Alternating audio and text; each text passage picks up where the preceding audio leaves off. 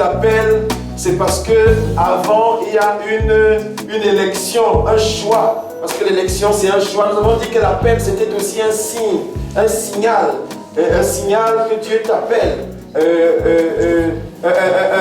une invitation à venir pour faire quelque chose. C'était ça l'appel. Et nous avons vu que l'élection c'est un choix. Et en politique nous voyons que ce sont les hommes qui choisissent. Mais pour Dieu, ce n'est pas les hommes qui choisissent, mais c'est Dieu qui choisit les hommes.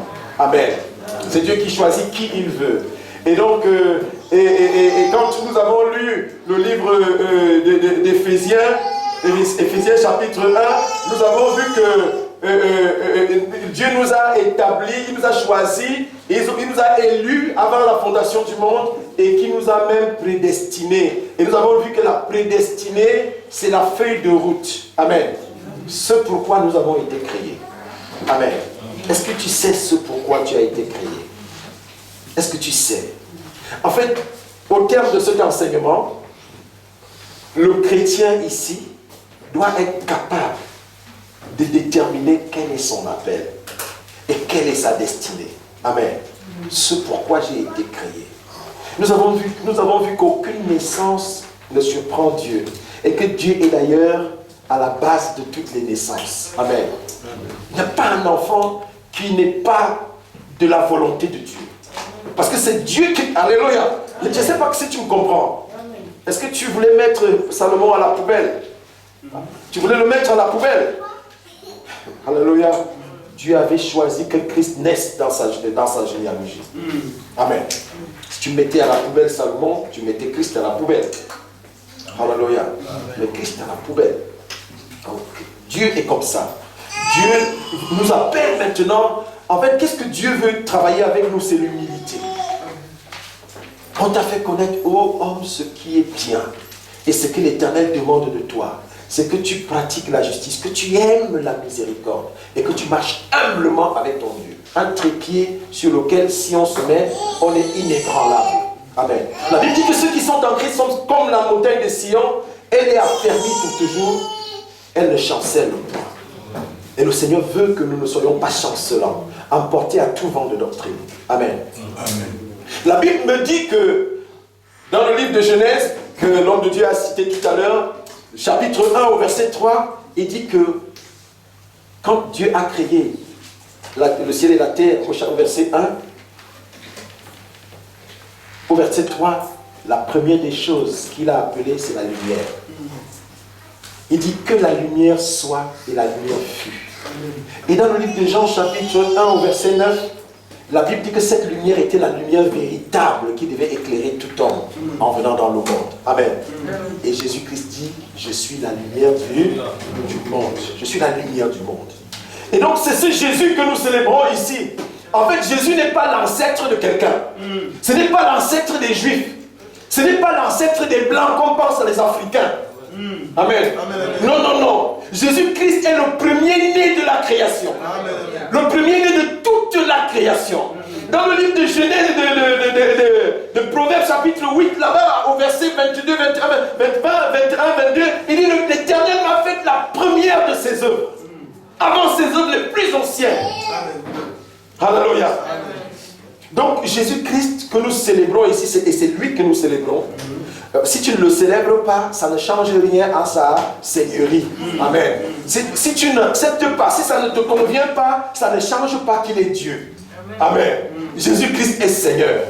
Et il a été élevé à la gloire de Dieu le Père, me dit le livre de Philippiens chapitre 2. Il a été élevé à la gloire de Dieu le Père à cause de son obéissance. Et je vais t'apprendre, je vais t'annoncer une bonne nouvelle. C'est que comme Dieu a élevé Christ à la gloire, à la gloire de Dieu le Père, Christ aussi il veut t'élever à la gloire de Dieu le Père. À la gloire de Dieu le Père. Alléluia. Nous sommes en train de voir donc l'élection, la destinée, la prédestinée. Amen. Nous avons donc vu que la destinée, c'est ce à quoi l'homme est soumis et que c'est au-dessus de son pouvoir. Il ne peut rien y changer. Amen. Sauf d'avoir une relation intime avec Dieu. Amen. Pour négocier. Parce que Dieu a laissé à cause de... Nous avons parlé de la longanimité. Amen. Qui est la magnanimité de Dieu. Bref, de son amour. Amen. Dieu a laissé une marge à ses enfants de pouvoir négocier avec lui. De pouvoir prier. C'est pour ça que Jésus-Christ nous dit prier sans cesse. Négocier sans cesse. Pourquoi est-ce que nous devons négocier? Parce que nous sommes des diplomates. Le diplomate négocie. Amen. Et c'est la parole qui me le dit. Alléluia. La parole me dit que nous faisons fonction d'ambassadeur. Et l'ambassadeur n'est pas, c'est celui qui calme les situations. Amen. Amen. Et donc Dieu nous a donné la latitude de pouvoir négocier avec lui. Afin qu'il puisse changer, si c'est résolu en son cœur de nous faire du mal, qu'il puisse le changer en bien. Lui seul est capable de le faire. Amen. Alléluia. Est-ce que tu es d'accord avec moi? Amen. Même si tu n'es pas d'accord, dis Amen quand même. Amen. Alléluia. Parce que cette parole est digne d'être reçue. Amen. Amen. Et donc, nous avons décidé de parler de l'appel. Nous avons parlé de l'appel, nous avons donné des définitions et nous sommes venus avant l'appel. Nous avons vu qu'avant l'appel, il y a l'élection. L'élection qui est le choix de Dieu. Dieu pointe le doigt sur toi, il t'appelle par ton nom. Amen. Il t'appelle par ton nom, nous l'avons vu dans le livre d'Ésaïe chapitre 45. Amen. Nous l'avons vu là-bas. Il t'appelle par ton nom. Alléluia. Bien entendu, lorsque nous verrons le volet formation, nous allons voir l'appel collectif. Amen. Et nous allons voir comment se forme ce que Dieu appelle de façon collective. Nous allons voir même l'appel personnel au service dans l'assemblée locale. Comme diacre, comme ancien. Ancien comme charge, ancien comme ministère. Amen. Nous allons voir les types de formation qui correspondent à chacun. Amen. Et ça, vous pouvez commencer à lire dans le livre de 1 Timothée chapitre 3 là-bas, à partir du verset 1 jusqu'à la fin. Tout ce chapitre est dédié à comment est-ce que l'homme de Dieu doit être. Et c'était le coaching de Paul à Timothée. Nous rappelons que Timothée a été choisi à Lystre là-bas. Lorsqu'il était encore petit, il était un bon serviteur. Amen. Il était au service à Lystre et les frères rendaient de lui un bon témoignage, un témoignage éloquent. Alléluia. Et dans la formation aussi, nous allons voir comment est-ce que Dieu forme ceux qu'il appelle spécialement. Et quel est leur parcours. Où est-ce qu'il les recrute. Amen. Ça, nous le verrons après. Mais aujourd'hui, nous avons vu les circonstances de l'appel et nous avons vu que Dieu ne travaille pas avec ceux qui dorment. Dieu travaille avec ceux qui travaillent. Si tu dors, Dieu t'appelle à te réveiller. Il dit, réveille-toi, toi qui dors parmi les morts. Relève-toi et Christ va t'éclairer. Amen. Il t'éclaire sur quoi? Sur ta feuille de route, sur ce que tu dois faire. Amen. Et nous avons vu également que Dieu aimait beaucoup les bergers. Amen. Les bergers, ce sont ceux qui ont en peine les brebis. Ceux qui ont en peine les autres. Et nous avons vu un dénominateur commun de tous les bergers qui ont été choisis, en commençant par Moïse, qui a été choisi pendant qu'il faisait paître le troupeau de son beau-père sur l'Horeb, sur le mont, la montagne de l'Horeb. Et ça, David, qui faisait paître le troupeau de son père, alors qu'il était le dernier-né. Amen. Et nous avons vu aussi que Saül avait en peine les ânesses de son père qui avaient disparu. Et il allait les chercher. Amen. Et toutes ces personnes ont croisé la destinée dans le travail. Amen. La destinée dans le travail. Si tu t'en fous, tu restes à la maison, tu peux passer à côté de ta destinée. Amen. Tu peux passer à côté de ta destinée. Et sache que ce n'est pas quelqu'un d'autre que Dieu veut. C'est toi. Quand Dieu t'appelle par ton nom, si tu es là aujourd'hui, c'est parce que tu réponds à un appel. Amen. Tu réponds à un appel. Et cet appel, ce n'est pas quelqu'un d'autre. Lorsque Dieu cherchait David, il ne cherchait pas Nadab, son grand frère, ni Aminadab, ni Shama. Non, il cherchait David. D'ailleurs, le père de David, Isaïe, va faire passer tout ce que lui pensait. C'est-à-dire que quand il voyait, il a envoyé ses enfants à l'école. Il y a un seul qui n'est pas parti à l'école. On appelle souvent en Afrique le connard, c'est celui qui ne fait rien.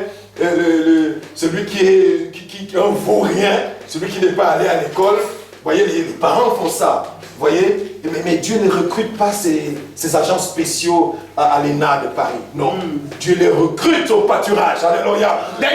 Il rappelle à David, je t'ai pris au pâturage, derrière les brebis, afin que tu sois chef sur mon peuple. J'ai exterminé tes ennemis devant toi et j'ai rendu ton nom grand comme le nom des grands qui sont sur la terre. Dites Amen. Amen. Alléluia. Et ton parcours peut déterminer si tu es un agent spécial. Alléluia. Quel est ton parcours? Dis-moi quel est ton parcours. Je te dirai si tu es un agent spécial de Dieu. Alléluia. Et donc, leur dénominateur commun, c'est qu'ils avaient... Ils travaillaient pas pour leur propre intérêt personnel. Amen. Et nous avons vu que l'appel n'est pas sans conséquences. Amen. Il y a les conséquences liées à l'appel. Il y a les conséquences liées à l'appel. Amen. Nous faisons un rappel pour ceux qui n'étaient pas là. Mais vraiment, samedi prochain, nous allons entamer le volet formation. C'est très important. C'est même la chose la plus capitale dans l'appel. La formation. Parce que Dieu n'utilise pas les gens qui ne sont pas formés. On ne te recrute pas dans une entreprise si tu ne sais rien faire. Et l'élection suppose une entreprise. Parce que c'est une carrière que de servir Dieu. C'est une carrière avec un profil de carrière. Amen. Un début, une suite et une fin de carrière. Alléluia. Et nous allons voir les débuts de carrière de certaines personnes qui ont été appelées, qui ont répondu à l'appel. Nous allons voir la carrière de ceux qui ont voulu se barrer. Amen. Nous allons voir la fin de ceux qui ont fait un parcours sans faute dans leur carrière. Ça, nous le verrons. C'est très important. Vraiment, c'est important. C'est une chose capitale. Moi, j'ai navigué à vue pendant 14 ans. Et parce que l'ennemi, nous allons le voir tout à l'heure, et un rappel, que l'ennemi, lorsqu'il est au courant, Satan, il est au courant de ton appel et de ton élection, qu'est-ce qu'il fait? Il vient pour te dévier. Pour que tu ne suives pas ta feuille de route. Amen. Pour que tu ne suives pas ta feuille de route. Que tu ne respectes pas ce que le Seigneur t'a dit. Amen. Et comme ça, il va utiliser des gens, il va utiliser tes frères dans la famille, la haine de tes frères, pour que tu sois dérouté. Il va utiliser même les faux frères. Nous avons vu dans la parole, il va utiliser même les vieux prophètes, les hommes de Dieu, les bishops, archibishops, qui vont venir te dire que oh non, Dieu n'agit pas comme ça. Amen. La Bible dit que dans ce jeune homme, cet homme de Dieu qui est venu de Juda et qui a été tué par un lion, la Bible dit que le vieux prophète lui mentait. Amen. Il va venir avec le mensonge pour ne pas te voir réussir. Amen. Amen. C'est donc très très important que nous puissions savoir quel est notre appel, quelle est la feuille de route. Amen. Quelle est la feuille de route? Notre feuille de route. Dans le livre de Luc chapitre 2, je crois, Luc chapitre 2, Luc chapitre 2, je vais trouver le verset, ne me vient pas en tête, il faut que je le trouve, je l'ai lu.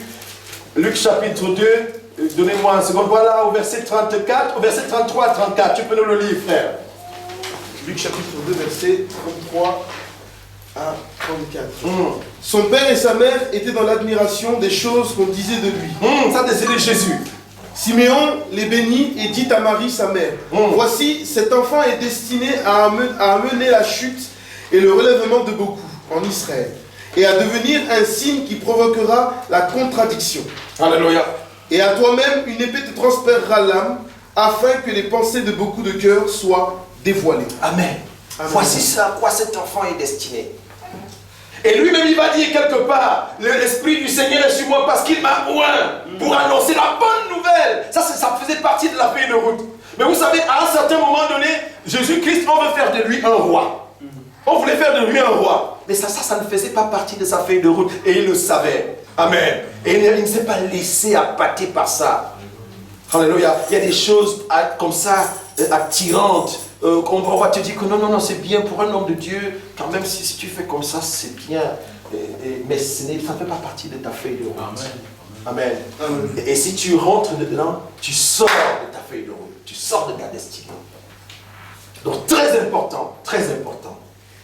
Et nous avons dit que dans l'appel, il y avait des conséquences. Les conséquences, les premières conséquences, c'était les bénéfices. Les bénéfices de l'appel, c'est la gloire éternelle. Et nous avons vu ça dans le livre de 1 Pierre chapitre 5 verset 10. Vous pouvez regarder la prédication d'hier. Amen. Si je fais ce rappel, tout simplement pour que nous gardions un fil conducteur et qu'il n'y ait pas une interruption dans ce que nous sommes en train de faire. Parce que bien aimés, croyez-moi, nous ne sommes pas ici pour blaguer. En fait, nous avons changé de paradigme. Le Seigneur veut nous amener à l'autre bord. Amen. Le Seigneur veut nous amener ailleurs. Amen. Le Seigneur veut changer avec nous la vitesse. Il veut monter, comme l'homme de Dieu a dit, il veut monter avec nous un petit peu en hauteur. Amen. Amen. Et pour monter en hauteur, il faut que tu saches. Il monte pas, ce n'est pas le fait d'un hasard. Notre Dieu ne te surprend pas, il te dit. La question est maintenant de savoir, est-ce que tu es attentif à Dieu? Est-ce que tu l'écoutes? Est-ce que tu l'écoutes? Jean-Baptiste aussi avait sa feuille de route. Amen. Son but, c'était de préparer le chemin du Seigneur. Amen. Et quand il a fini de préparer le chemin du Seigneur, il s'est cassé, mais de la mauvaise façon, malheureusement. Amen. Il a eu la tête tranchée. Amen. Son but n'était pas d'aller dénoncer ce que faisait Hérode avec Hérodiade. Non. Son but était de préparer le chemin du Seigneur. Mais il allait mettre les mains dans ce qui n'était pas dans sa feuille de route. Amen. Il a eu la tête tranchée. Et quand il était en prison, il a même envoyé chercher Jésus pour lui demander, dis-moi, est-ce que tu es le sauveur qui devait venir, le Messie qui devait venir, ou alors devons-nous en attendre un autre? Jésus a envoyé aller lui dire que les aveugles voient. Ce que tu n'as pas pu voir, les aveugles voient. Si tu ne veux pas voir, toi, les aveugles voient. Amen. Les aveugles voient. Donc, il faut connaître sa feuille de route. Amen. Connaître sa destinée, qui a été fixée d'avance. Amen. Et donc, la gloire éternelle. Le Seigneur veut que nous soyons ses proches collaborateurs, les plus proches collaborateurs. Et nous avons vu que Jésus a établi des disciples, il a appelé des gens, il a choisi 12 disciples, il les a établis, il les a envoyés avec un pouvoir derrière. Amen. Être les collaborateurs. Et nous avons vu aussi dans le livre de 2 Corinthiens chapitre 5 au verset 20 que nous faisons les fonctions d'ambassadeurs. Alléluia. Comme si Christ exhortait par nous. Comme si Dieu exhortait par nous. En fait, c'est ce rôle-là que nous devons jouer. Le rôle d'ambassadeur, le rôle de diplomate de Dieu. Alléluia. Les représentants de Dieu. Parce qu'un ambassadeur, c'est un représentant d'une nation, d'un pays. Amen. Dans un autre pays. Et notre nation, c'est LSC, c'est l'Est. Amen. Et en fait, l'homme de Dieu a dit que l'appel, c'est parce que Dieu veut nous avoir avec lui. Il ne veut pas être seul. Ou alors, il ne veut pas nous laisser seuls. Amen. Et nous avons vu qu'il veut être avec nous. Il a dit à Moïse, je serai avec toi. Et ça, on l'a vu dans le livre d'Exode, chapitre 3, verset 12. Et il veut que nous soyons aussi ses représentants. Amen. Il veut que nous soyons ses représentants. En fait, il nous prête parfois comme ça sa personne. Amen. Il dit, j'avais dit, vous êtes des dieux. Vous êtes des fils du Très-Haut. Amen. Un fils de Dieu est un Dieu. Amen. Un fils d'un homme est un homme. Le fils d'un lion est un lion. Amen. Amen. Et nous sommes les fils de Dieu. Nous sommes devenus les fils de Dieu. Alléluia. Nous portons en nous l'ADN de notre Père. L'ADN de notre Père. Parce que le Fils porte l'ADN du Père. La marque du Père. Alléluia. Et donc, il a fait, par exemple, de Moïse Dieu pour Aaron. Nous l'avons vu dans Exode chapitre 4, verset 16. Et Exode chapitre 7, au verset 1, il a fait de Moïse Dieu pour Pharaon. À un moment donné, Moïse a tenu la place de Dieu, le rôle de Dieu. Et Dieu veut te prêter ce rôle à toi aussi. Amen. Amen. Est-ce que tu es d'accord avec ça? Ou bien tu refuses? Alléluia. Mais je connais quelqu'un qui a voulu refuser, il voulait se barrer. Amen. Et je crois qu'il s'est trouvé mal, lui. Amen. Je parle de Jonas, de Jonas. Il y a des inconvénients à l'appel aussi. Il n'y a pas que les avantages, il y a les inconvénients. Nous avons vu qu'il y avait les ennemis de la destinée. Et donc, ces ennemis de la destinée, le premier c'est Satan. Et pourquoi il est tant l'ennemi de la destinée? Parce qu'il a perdu sa destinée. Alléluia. Dans le livre de Deutéronome 28, la Bible nous dit que c'était un gars bien. Amen. C'était un gars bien.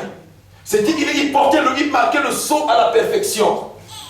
Il était d'ailleurs un astre brillant. Il était fait de sartoine, de topaz, d'onyx, de jaspe, de chrysolite, d'émeraude et d'or. Amen. Et jusqu'au jour où l'iniquité s'est retrouvée dans son cœur. Et cette iniquité, c'était l'orgueil. Il est devenu orgueilleux par sa beauté. Il a trouvé que non, il est merveilleux.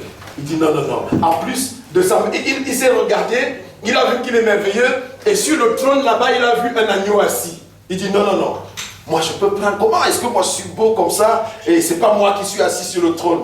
Et c'est un agneau qui est sur le trône. Le trône, c'est pas fait pour les agneaux. Amen. C'est fait pour les hommes majestueux que comme moi. Alors je veux prendre sa place. La Bible me dit qu'il y a eu un combat au ciel. Alléluia. Oh, le serpent antique combattit contre Michael, le chef des anges. Et il ne fut pas le plus fort. La Bible dit qu'il fut précipité. Alléluia. Et nous avons dit que cela correspondait au Big Bang. Amen. Parce que la chute vertigineuse de Satan, quand il est venu tomber par terre, ça a fait un bang extraordinaire. Et les gens pensent que c'est de là que commence. Oui, il y a eu le Big Bang. Et c'est ça le Big Bang. La chute de Satan. Amen. La chute de Satan. Et nous avons vu qu'il est descendu, et la Bible dit, au verset 12 du chapitre 12 d'Apocalypse, il dit, réjouissez-vous cieux, et vous qui habitez les cieux. Et il dit, malheur à vous, terre et mer. Pourquoi? Parce que Satan est descendu parmi vous, animé d'une ardente colère, sachant qu'il lui reste très peu de temps. Amen. Et c'est pour ça que, quand il sent qu'il y a une destinée quelque part, il se présente le premier. Amen. Dans le livre de Job, la Bible dit, les fils de Dieu vont se présenter devant Dieu, Satan vint aussi. Et la première des personnes à qui Dieu parle, c'est à Satan. Il dit, d'où viens-tu? Il dit, de parcourir la terre. Il dit, as-tu vu mon serviteur Job? Alléluia. Il dit, non, lui il t'aime pas. Laisse-moi le toucher un peu. Comme ça, on va faire la différence. Tu vas voir que moi, j'étais mieux. Parce que lui, là, il n'est pas bon. Je vais le toucher, on va voir s'il t'aime. Et donc, les ennemis de ta destinée, le tout premier, c'est Satan. Il est souvent au courant de ta destinée avant tout le monde. Parfois, avant toi-même.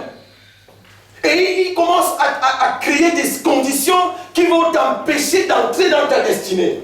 Te distraire pour que tu ne sentes même pas, que tu n'entendes pas le son de l'appel quand il retentira.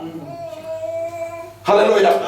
C'est pour ça que c'est très important, une fois que nous sommes dans la maison de Dieu, d'être attentifs, mais très attentifs aux songes que nous faisons, aux paroles qui sortent dans les prédications, même aux paroles qui sortent des frères.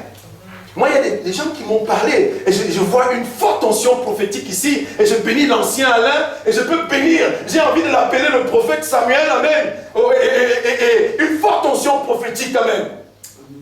Une forte onction prophétique. Et parfois les gens vous disent des choses comme ça, vous dites, mais comment, vous ne me connaissez pas, mais qu'est-ce qu'il a pris? Alléluia. Il y a quelques semaines en arrière, c'était l'homme de Dieu, l'ancien Alain, qui prophétisait, et je dis, est-ce que Dieu fait comme ça? Je n'ai jamais parlé de ces choses avec lui, mais comment il le sait? Amen. Et je suis attentif à tout ce que vous dites. À chaque fois que je parle avec vous, ne croyez pas que c'est... Surtout moi, je sais de quoi il est question. Amen. Et donc, nous avons vu que Satan va donc, à défaut de se présenter personnellement, il va mobiliser vos frères dans la famille. La haine des frères. Nous avons vu ça avec Joseph dans le livre de Genèse chapitre 37, du verset 33 à 4 et même jusqu'à 11. On peut le voir là-bas, on ne va pas le relire. On a vu avec David, son grand frère Eliab, qui le traitait de tous les noms, d'orgueilleux s'il le fallait. Amen. Parce qu'il savait que c'est lui qui avait été choisi. C'est Eliab qui avait été présenté en premier. La Bible dit que Dieu l'a rejeté. Abinadab est venu, Dieu l'a rejeté. Shama est venu, Dieu l'a rejeté. La Bible dit que Isaïe fit passer ses 7 fils devant Dieu. Et Dieu a dit, et il a poussé, il a fait monter au cœur de Samuel pour de lui demander, est-ce que ce sont là tous tes fils? Sont-ce là tous tes fils? Il a dit, j'ai oublié le plus. Et il y a le plus petit. Mais comment une femme fait pour oublier? Peut-être un homme peut oublier, mais où était la mère? Amen. Pour oublier le plus petit qui est parti au pâturage et qui fait quelque chose de... Au pâturage là-bas, il gardait les brebis. Je crois qu'il faisait traire aussi le lait pour la famille. C'est lui qui produisait la viande à la famille. C'était le producteur de la famille. Il servait du grain. Alléluia.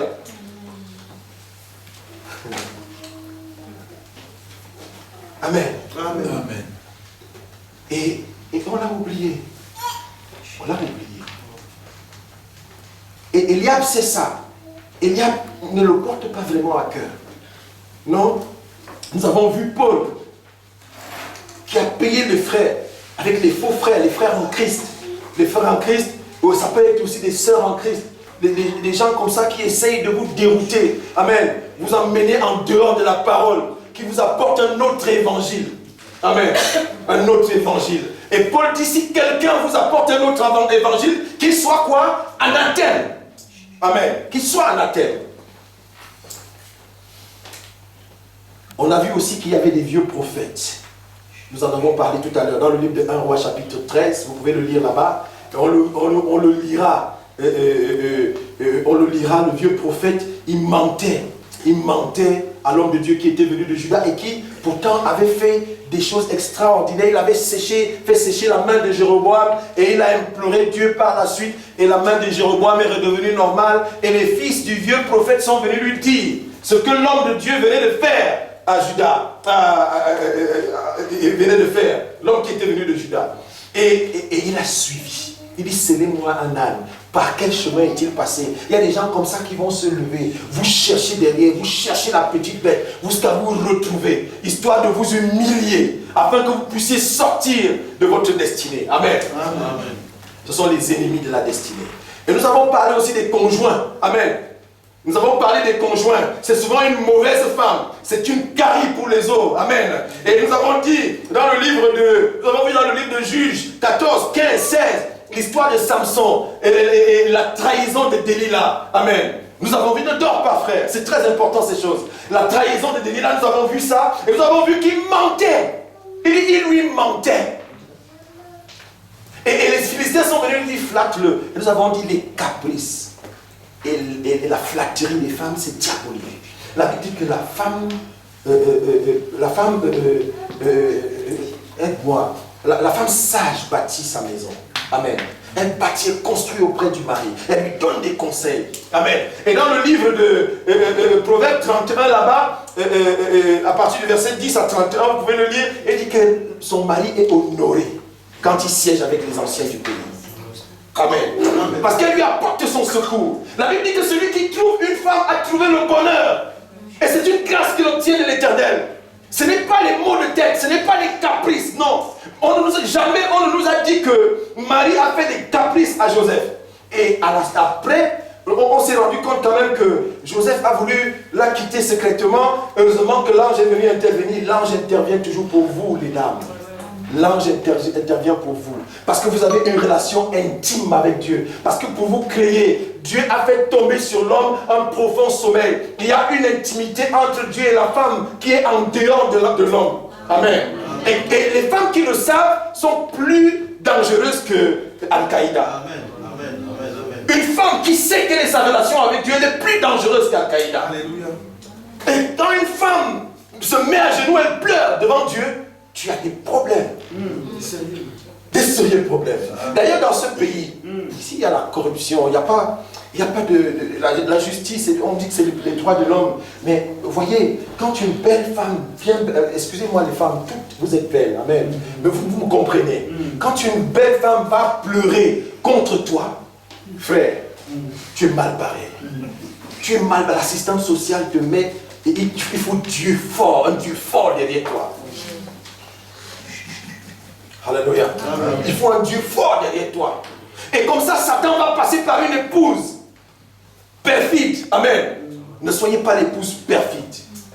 Et n'en épousez pas une. Amen. Amen. Excusez-moi de choquer. Amen. Il ne fallait pas peut-être m'appeler ici.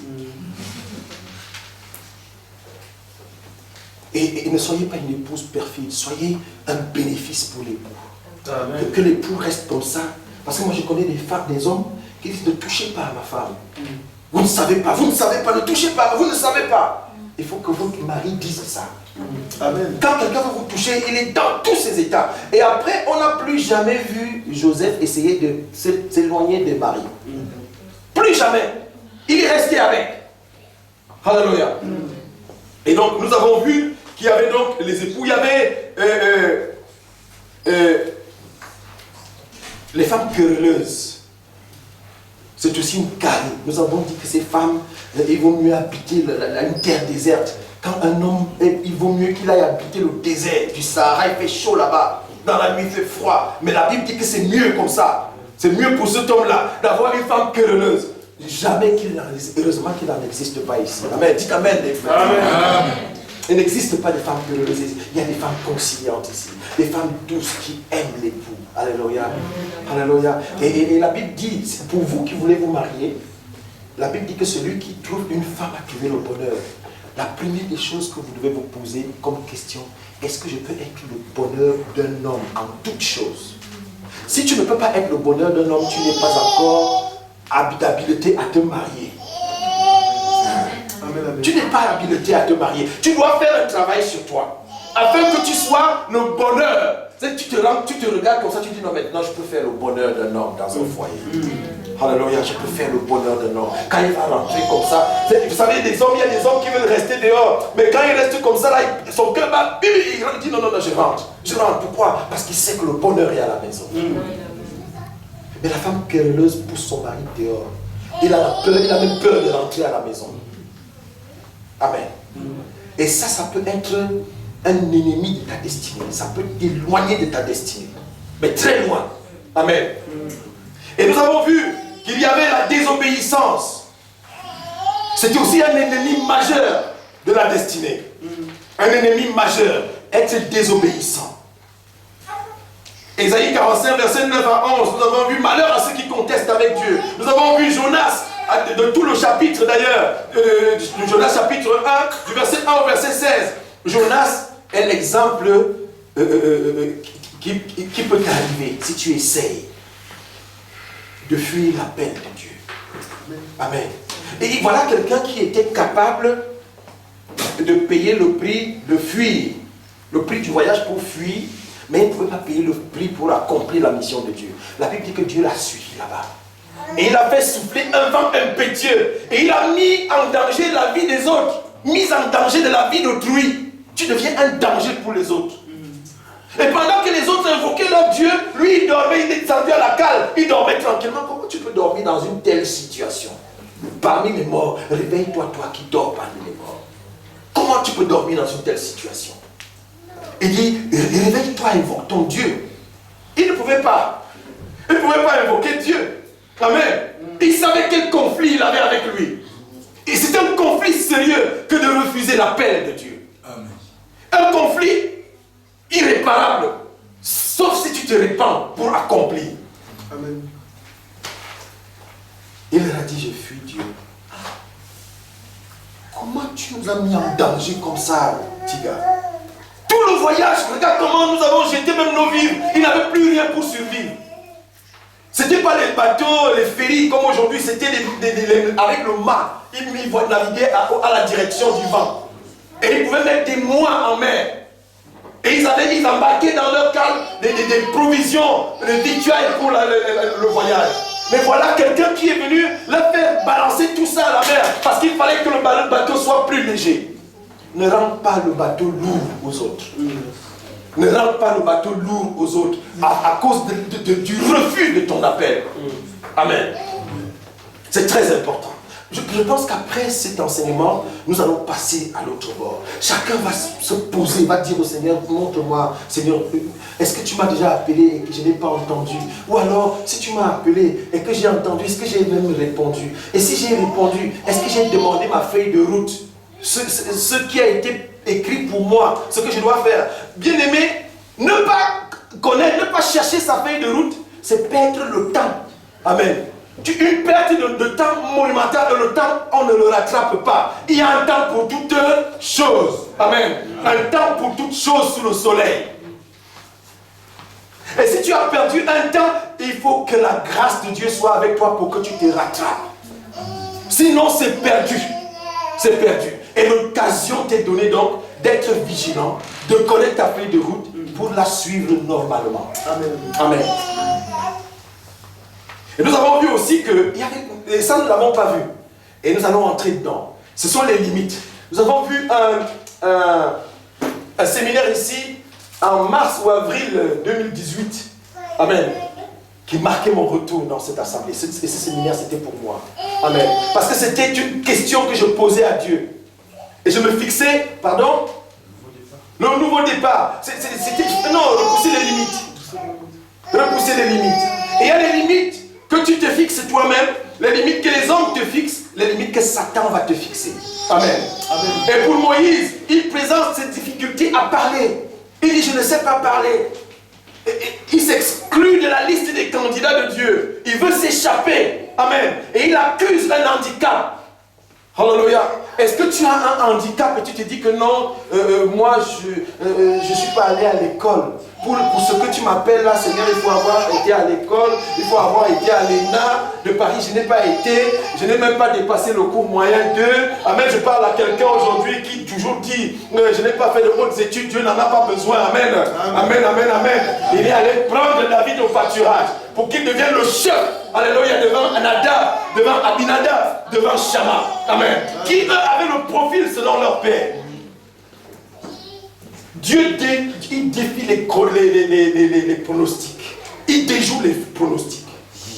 En fait, il te forme toi-même. Quand Dieu voulait, écoutez-moi bien, quand Dieu voulait Moïse, Dieu ne cherchait pas Aaron. Il savait qu'Aaron était très bon parleur. Mais il avait fait Aaron comme ça depuis la fondation aussi pour qu'il serve de porte-parole à Moïse. Il devait être le porte-parole de Moïse.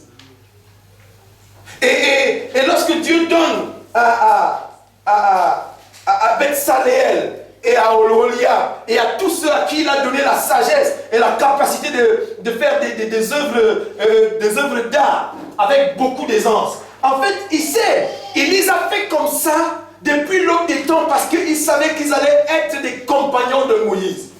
Il ne cherchait pas un expert, il cherchait un homme qui a le fardeau. Amen. Alléluia. Amen. Et à côté de lui, il allait mettre ce qu'on va appeler tout à l'heure les hommes de destinée. On va les voir tout à l'heure. Amen. Et donc, les limites. Et il y a Gédéon, dans le livre, pour Moïse, c'est dans le livre d'Exode chapitre 4, du verset 10 au verset 17. Exode chapitre 4, du verset 10 au verset 17.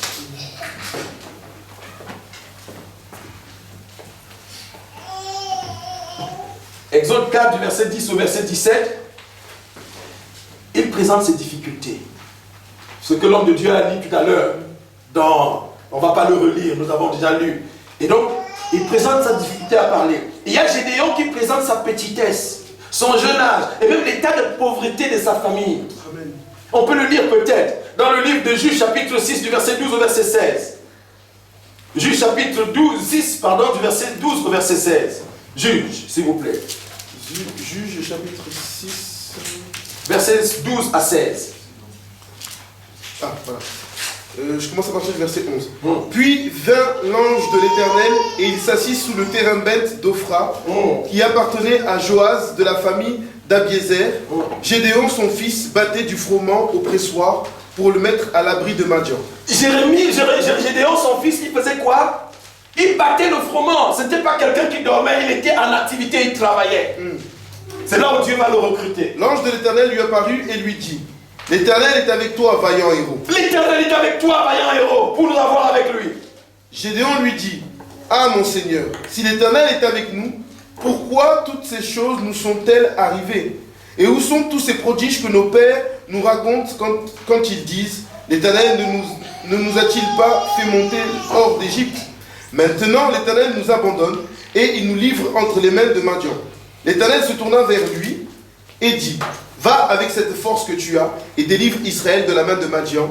N'est-ce pas moi qui t'envoie? Gédéon lui dit: ah mon Seigneur, Avec quoi délivrerai-je Israël? Voici, ma famille est la plus pauvre ma famille est la plus pauvre en Manassé, et je suis le plus petit dans la maison de mon père. L'Éternel lui dit, mais je serai avec toi, et tu battras Madian comme un seul homme. Et tu battras Madian comme un seul homme. Alléluia. Amen. Et tu battras Madian comme un seul homme. Et toi, tu battras Madian comme un seul homme. Amen, amen. Toi aussi, tu battras Madian comme un seul homme. Amen. Ta petitesse n'est pas un handicap pour Dieu. Non. Et l'état de pauvreté de ta famille ne concerne pas cette mission. Non. Elle n'est pas mentionnée. Et même ton petit corps, ton jeune âge, n'a rien à voir. Dieu te veut comme ça. L'homme qui doit battre Madian, c'est toi. Amen. Alléluia.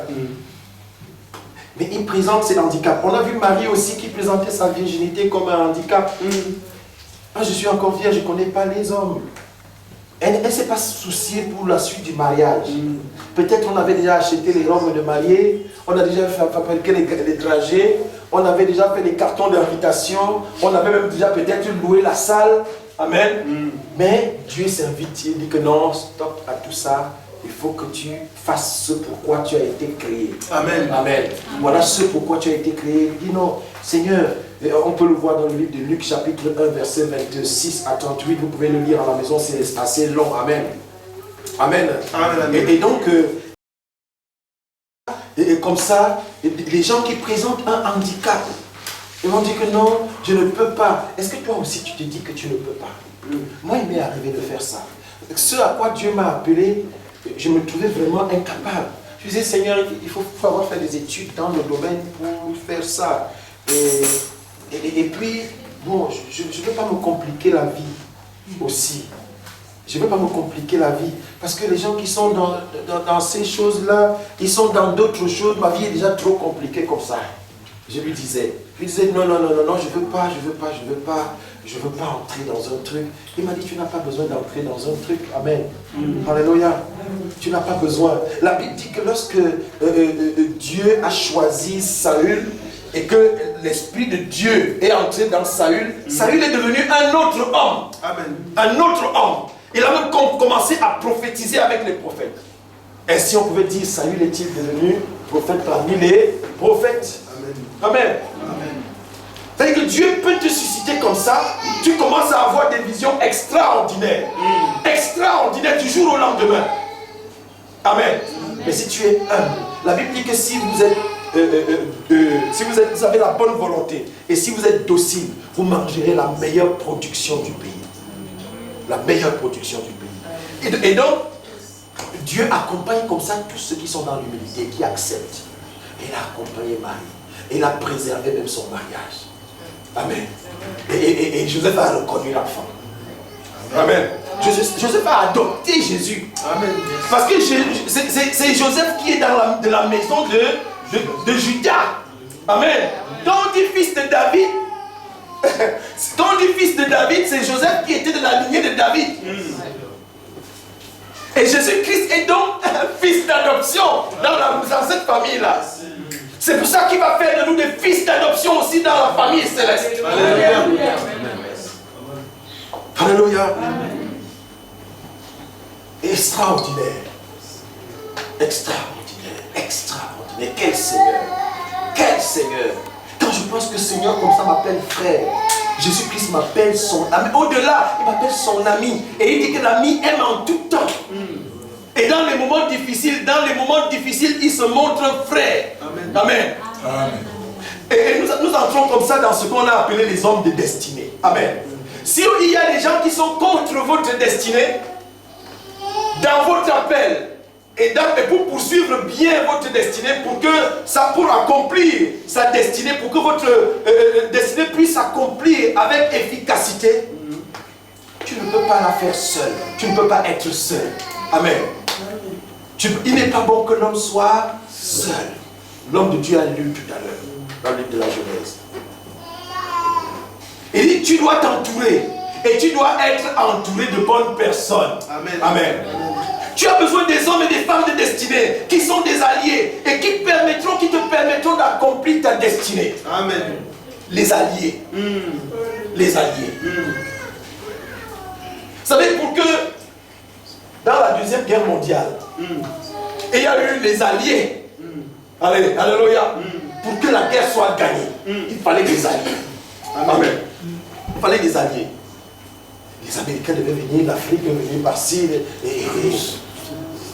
Amen. Amen, amen. Le débarquement en Normandie, le débarquement en Provence des troupes, la fameuse troupe du colonel de Haute-Cloque, il était Leclerc, amen, et qui est devenu Leclerc. Le colonel de Haute-Cloque, il est devenu le général Leclerc. Il est venu d'Afrique avec des gens, ils ont embarqué là-bas à Tripoli, ils ont traversé, ils avaient que des shorts, ils étaient nu-pieds, ils ont fait le débarquement en Provence. Amen. Il fallait tout cet ensemble pour que la guerre soit gagnée, que la France gagne la guerre. Et pour ce, un homme avait fait une annonce, il avait fait un appel, l'appel du 18 juin 1940, amen, à Londres, sur les radios de Londres. Il appelle les officiers, il dit la France a gagné la bataille, a perdu la bataille, mais n'a pas perdu la guerre. Amen. Frère, peut-être tu as perdu la bataille, une bataille dans ta vie, mais tu n'as pas perdu la guerre. Amen. Tu n'es pas vaincu. Parce que tu es avec un vainqueur. Amen. Amen. Tu es avec un vainqueur. Et donc il te faut des alliés. Paul les appelle les compagnons d'œuvre. Alléluia. Amen. Et il en cite dans le livre de Romains chapitre 16 verset 3, il cite Prisca et Aquilas. Amen. Alors, dans le livre de Philémon chapitre 1 au verset 24, j'ai dit Romains chapitre 16 verset 3. Vous pourrez regarder la vidéo, hein, c'est important de regarder à nouveau. Comme ça, vous gardez ces versets. Romains chapitre 16, verset 3, il cite Prisca et Aquilas. Au livre de Philémon chapitre 1, verset 24, il va citer Marc, il cite Aristarque, il cite Démas, il va citer Luc. Ce sont des compagnons d'œuvre. Et Paul avait besoin de tout ce monde. Et la liste n'est pas finie. Il cite dans le livre de Romains chapitre 16, verset 21, il cite Timothée. Timothée, qui est passé de serviteur, de disciple à compagnon. Alléluia. Hier, il était le disciple. Aujourd'hui, il parle de lui comme un compagnon d'eux. Amen. Après l'avoir coaché. Est-ce qu'il y a quelqu'un que tu es en train de coacher? Amen. Paul a coaché Timothée pendant 12 ans. Et à côté desquels il lui a remis l'église d'Éphèse. Il dit, tu peux maintenant diriger. Amen. Le coaching. Le coaching. Amen. Et dans le livre de Philippiens chapitre 4, du verset 3, 2 au verset 3, il cite Évodie, il cite Saint-Tiche, il cite Clément. Amen. Et dans le livre de Philippiens chapitre 2 au verset 25, il va citer Épaphrodite comme non seulement compagnon, mais aussi combattant. Amen. Il dit c'était non seulement son compagnon, mais un combattant avec lui. Il a combattu avec lui. Ce sont des hommes de destinée. Des hommes qui vont vous permettre d'accomplir avec efficacité votre destinée. Amen. Amen. Ça peut aussi être votre femme. Amen. Amen. Si on a vu la mauvaise femme qui peut être la carrière pour les autres et qui peut vous détourner de votre destinée, et il y a celle-là qui est un atout majeur. Un allié majeur pour l'accomplissement de votre destinée. Et le livre de Proverbes chapitre 18 au verset 22 dit celui qui trouve une femme a trouvé le bonheur. Amen. Elle va faire votre bonheur dans la destinée. Vous ne pourrez pas vous défaire d'elle. Amen. Moi je connais un homme qui me dit que ma femme c'est ma mère. Amen. Que le Seigneur te bénisse. Il dit que ma femme c'est ma mère. Et il y a une forte tension comme ça de prophétie. Une forte tension prophétique entre les deux. C'est extraordinaire. Amen. Que cela arrive dans ta maison. Amen. Dans le livre de Proverbes chapitre 31, nous avons dit tout à l'heure du verset 10 au verset 31, le verset 23, nous dit, dans la Bible nous dit que son mari est considéré. Amen. Et une femme qui fait de toi un homme considéré dans ta destinée. Alléluia. Elle t'apporte de la valeur ajoutée. De la valeur ajoutée. Amen. Vous savez que quand un homme, une femme peut vous trouver zéro, elle fait de vous un héros. Amen. Amen. Amen. Amen. Amen. Mais de même aussi, elle peut vous trouver là-bas. Si elle te dit, je vais te montrer, tu peux te préparer. Amen. Surtout dans ce pays, plaise à Dieu qu'il n'en existe point dans cette assemblée des femmes comme ça. Amen. Je souhaiterais que vous soyez des filles de Sarah, qui appelait son mari mon Seigneur. Mon Seigneur. Et ce n'est pas Abraham qui lui a demandé de l'appeler comme ça. Toute seule, comme une grande. Alléluia. Elle s'est levée, elle a appelé mon Seigneur. Et je crois qu'il avait la joie. Et dans ce livre de Proverbes 31, la Bible dit le cœur de son mari a confiance en elle. Amen. Alléluia. Une bonne femme. Un allié indéfectible dans la destinée, l'accomplissement de la destinée. Amen. Et c'est ton aide semblable dans la mission. Dans le livre de Genèse chapitre 2, verset 18 que l'homme de Dieu a lu tout à l'heure. Il dit c'est ton aide semblable. Amen. Toi comme chef de mission, dans le livre de Corinthiens chapitre 1 Corinthiens chapitre 11 au verset 3, il dit Christ est le chef de l'homme. L'homme est le chef de la femme. Dieu est le chef de Christ. Amen. Et tu es le chef. C'est pour ça qu'on parle de soumission de la femme. Amen. Ce n'est pas le machisme, non. Ce n'est pas que les hommes sont machos, non. C'est une mission dans laquelle l'homme est le chef de mission et la femme est soumission de l'homme. Un second de l'homme dans la mission. L'aide semblable. Alléluia. Amen. Donc un atout majeur. Comme homme de destinée, un atout majeur pour l'accomplissement parfait de ta destinée. Et donc, nous sommes toujours dans les hommes de destinée. Amen. Il y a des frères dans la famille. Dieu peut te susciter des frères comme des Aaron. Amen. Aaron était l'aîné de Moïse de 3 ans. En plus, il savait parler plus que Moïse. Aaron n'a pas essayé de déjouer Moïse pour prendre la place de Moïse. Et je connais aujourd'hui des frères, quand ils voient que le petit frère veut se lever un peu, il ne peut pas hésiter de le supplanter pour le pousser à côté. Amen. Alléluia. La haine, et les frères peuvent devenir comme ça là, des hommes de destinée, des atouts majeurs. Il a accepté, je parle d'Aaron, de suivre docilement son petit frère dans une aventure. Il ne savait pas. Dieu avait parlé à Moïse, pas à Aaron. Aaron a accepté de le suivre comme ça, là, comme bêtement, un peu comme bêtement. Alors qu'il était son frère et il savait parler plus que lui. Il aurait pu lui dire, oh petit, calmos, yaka, amen. Et que bien que je te parle. Amen. Comme il savait parler, il ne lui dit pas ça. Amen. Et il était son porte-parole. Il est même devenu son prophète. Amen. Et il a accepté que Dieu fasse. De toute façon, il n'avait pas de choix. Amen. Que Dieu fasse de son petit frère Dieu pour lui. Amen, amen. Amen. Et il a accepté ça. Il n'a pas dit, oh non, toi tu es mon petit frère, comment tu peux... Non, je n'accepte pas. Non, ça ne peut pas se passer comme ça, c'est mon petit frère. Non. Il a accepté. Dans le livre d'Exode, chapitre 4, du verset 12 au verset 16, vous pouvez voir cela. Vous pouvez noter et lire à la maison. Amen. Amen. Dieu peut vous susciter des hommes de destinée parmi les frères en Christ. Amen. Les frères en Christ. Comme ceux que nous avons cités plus haut dans le cas de Paul. Amen. Il les appelle les compagnons d'œuvre. Dans l'église, comme ça, Dieu va te susciter des hommes qui seront des soutiens, des colonnes d'appui sur lesquelles tu peux t'adosser avec tranquillité, avec sérénité, sans avoir peur, sans avoir peur d'être empoisonné. Et c'est une chose terrible que j'ai appris, que les hommes de Dieu empoisonnent d'autres hommes de Dieu. Et ils continuent d'être appelés hommes de Dieu. Moi, je ne les appelle plus comme ça.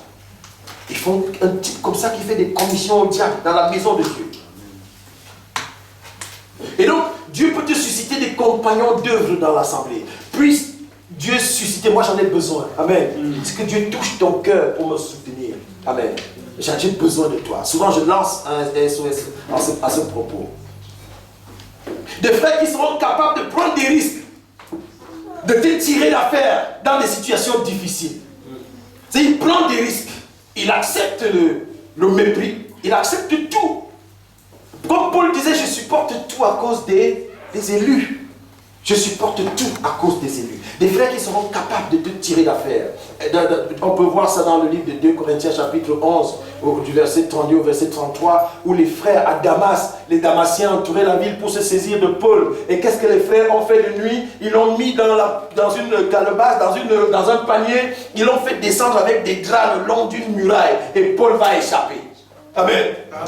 Et moi je vois souvent des hommes de Dieu qui se précipitent à publier les photos des autres hommes de Dieu. Amen. Oh, quelle honte! Au grand malheur de qui? Au grand malheur de qui? Et Dieu va te susciter des gens comme des Jéthro, ton beau-père. Amen. Le beau-père. Qui est un beau-père qui est un ami. Alléluia. Des Jéthro. Le Jéthro était le beau-père de Moïse, qui est venu à sa rencontre avec la femme de Moïse. Figurez-vous, Moïse avait renvoyé sa femme. Je vous épargne la dispute. Mais il avait renvoyé la femme et les enfants. Comme les papas africains en Afrique. Et là, il envoie la femme et les enfants dans sa famille. Allez, rentre dans ta famille. Et le beau-père est revenu avec la femme et les enfants. Écoute, qu'est-ce qui se passe ici? Mais la femme se plaint, oh non, je ne le vois plus depuis qu'il est sorti d'Égypte là. Je ne comprends pas. En plus, Moïse avait pris une autre femme là-bas, une femme éthiopienne, et ça ne marchait pas. Amen. La femme au sujet de laquelle Aaron et Marie s'étaient fâchés. Amen. Et au point où Marie a été couverte de lèpre. Alléluia. Ne touchez pas à mes doigts. Non, et Jéthro est venu lui apporter sa petite touche en management. Amen. En management. Comment gérer les choses. Vous pouvez le lire dans le livre d'Exode, chapitre 18, du verset 1 au verset 27. Amen. Amen. Le temps est court pour que nous puissions lire, mais vous pouvez lire à la maison. Amen.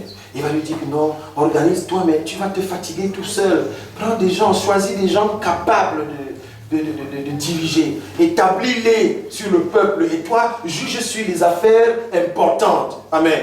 Amen. Donc, que Dieu suscite comme ça des hommes de destinée qui peuvent être ton beau-père, qui peuvent être des hommes d'autres hommes. Amen. Et Dieu va te susciter aussi des Betsaléel. Amen. Amen. Des Betsaléel qui sont des hommes compétents. Des Betsaléel et des Oholiab, qui sont des hommes compétents. Par leur talent, ils vont te permettre d'exécuter ton ouvrage. Amen. Amen.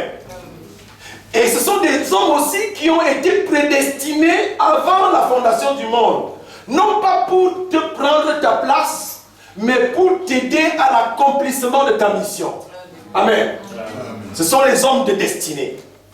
Alléluia. Les hommes de destinée. Ils sont là, Dieu les a équipés et ils étaient nombreux. Ils étaient nombreux. Amen. On peut le lire dans le livre de Exode chapitre 1 verset 6. Et dans le verset 1 à 6, Dieu prédispose. Il les prédispose en leur donnant l'intelligence. Amen. Il leur donne l'intelligence. Il sait que Moïse ne sait rien par rapport à tisser la toile, peindre le bleu, mélanger les couleurs. Il ne sait rien. Et il va leur donner l'intelligence. Le livre d'Exode, chapitre 38, au verset 22, Betsaléel exécute tout ce que Dieu a ordonné à Moïse, sans réserver. Amen. Tout ce que Dieu a ordonné à Moïse, Betsaléel l'exécute. Il pouvait dire à Moïse, c'est pas à moi qu'on a dit, c'est à toi. Tu débrouilles-toi. Mais avec sa capacité, il va exécuter.